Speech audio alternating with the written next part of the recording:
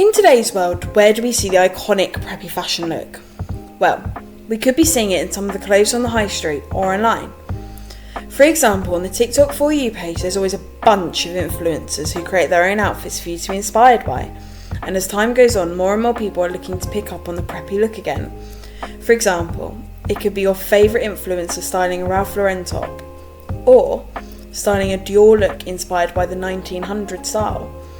So many people are picking up on the trend, and every time they're creating their own spin on it, especially as fashion is taking over social media, especially TikTok.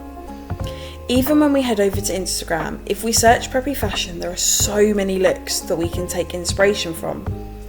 Whether it's people styling their outfits to travel abroad and take cute photos, dressing up for work or a work meeting, or just wanting to have the same style as someone on their favourite show. The possibilities are endless on how the subculture can be seen. But does it stop at social media? Although we find it easy to simply click on an app and look for styles on there, that wasn't originally how it began. Although social media may be the most popular place to go in today's time, it isn't the only online platform. We can discover the ins and outs of fashion, whether it be a fashion website or an online article. There are so many places online where we can research and learn about the subculture. There are a variety of ways that suit everyone and anyone, which is what makes fashion so accessible. There are websites such as Vogue, InStyle and Glamour and more that are educational and tell us what we need and want to know about particular trends.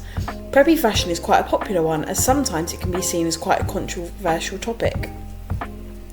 Preppy fashion first became known in the late 1800s and early 1900s, starting with Ivy League students. Back then, men had to wear uniforms for everyday school life, which usually included loafers, cable knit sweaters and Oxford shirts. Over time, this style began to show up in sports, where people could add their own twist, like layering a sweatshirt or swapping shorts for long trousers.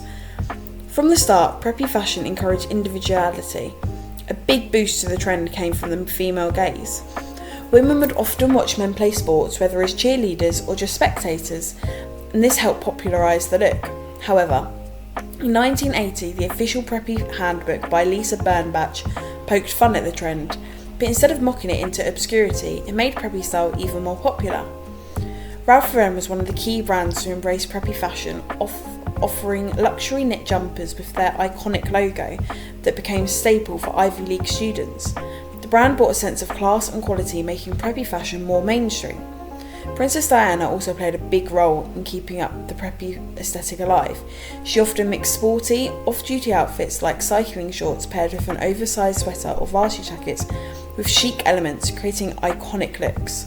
Her outfits like the navy Virgin Atlantic sweater or Philadelphia varsity jacket are still referenced today, even though they didn't make it into the Kensington Palace's Diana, her fashion story exhibition. Diana's take on preppy fashion remains legendary and timeless. But where is it seen now?